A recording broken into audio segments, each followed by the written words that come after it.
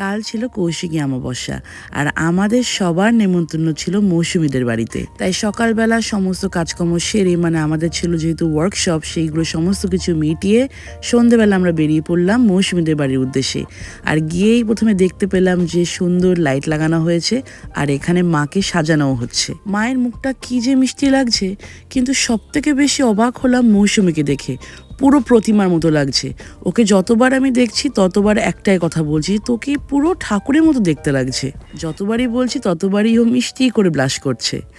তারপরে এখানে রেনার আর্য দাদার সাথে দেখা করে কি যে খুশি, ওদের নাচ আর কে থামায়।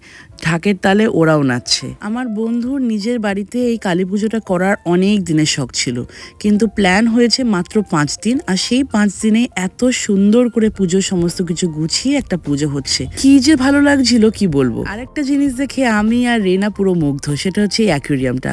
এই অ্যাকুয়ারিয়ামের মধ্যে মাছও যেমনি আছে, সুন্দর সুন্দর গাছও আছে। রেনা এটাকে দেখি আমাকে বললো যে বাড়িতে একটা এরকম বানাতেই হবে, যেহেতু আমাদের বাড়িতেও অ্যাকুয়ারিয়াম আছে, সেটা ছোট্ট হলেও এর মধ্যে গাছ লাগাতেই হবে। আর এই ছিল আমার দিদির লুক।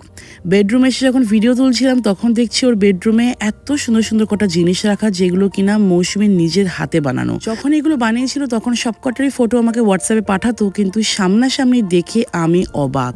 এত সুন্দর, পুরো ভিডিওটাতেই মনে হয় আমাকে সুন্দর সুন্দর বলে যেতে হবে। তারপর আমরা আবার পুজোর জায়গায় চলে এলাম, দেখছি মায়ের ভোগ রান্না হচ্ছে, আর আরেক দিকে আমাদের সবার জন্য খিচুড়ি, বেগুনি, আরো অনেক কিছু। পুরো ব্যাপারটাই অর্গানাইজ করেছে মৌসুমী আর টুকাইদা, মানে মৌসুমীর হাজবেন্ড। এত শর্ট নোটিসে একটা পুজো সাকসেসফুলি নামানো কিন্তু not a matter of joke. আর সব থেকে বড় কথা, সেখানে আমরা যখন এত ব্যস্ত। আমি সত্যি বলছি, মৌসুমীর কাছ থেকে আমি সব সময় প্রচুর ইন্সপিরেশন নিই। যে একটা মহিলা একটা রিনাউন্ড ক্যাফে ওনার, একজন হাম্বল ফ্রেন্ড, একজন সাকসেসফুল মাদার, তার সাথে কিন্তু তার সোশ্যাল মিডিয়া হ্যান্ডেলসগুলো তাকে সুন্দর করে সামলাতে হয়।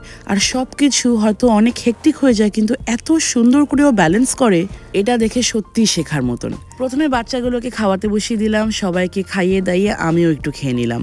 ফাইনালি আমাদের বাড়ি চলে আসার পালা। তখন যখন সবাইকে টাটা করতে গেলাম, দেখছি টুকাইদা এবার রেডি হচ্ছে পুজোতে বসবে বলে। পুজো শুরু হওয়ার জন্য আর অপেক্ষা করতে পারলাম না, কারণ যেহেতু বলে দিয়েছি মোদিজি এসছে, চাই চারিদিকে প্রচন্ড ট্রাফিক। সবাইকে টাটা করে তারপর আমরা বাড়ির দিকে রওনা দিলাম। আর এই ছিল আমার আর আমার বন্ধু মৌসুমীর লুক। কি মিষ্টি লাগছে না আমাদের দুজনকে? এটা বললাম কারণ আমরা সেলফ লাভে বিশ্বাসী। এবার এসছে আসল কাণ্ড। এত আলোকসজ্জাকে টাটা করে আমরা কিনা ধরলাম এরকম অন্ধকার পথ, কারণ মেন রোডে প্রচন্ড জ্যাম দেখাচ্ছে। গুগল ম্যাপ পুরো কনস্ট্যান্ট লাল দেখিয়ে যাচ্ছে, যার ফলে এই দিক ওদিক ঘুরতে ঘুরতে যখন চলে এলাম এই রাস্তাতে, তখন দেখছি গুগল ম্যাপ আর কিচ্ছু দেখাচ্ছে না। এইদিকে গুগল ম্যাপে কিন্তু আমাদের ডিরেকশনটা দিয়েছিল এখানে আসার জন্যে। আর ওনার কথা কোনোদিনও শুনছি না।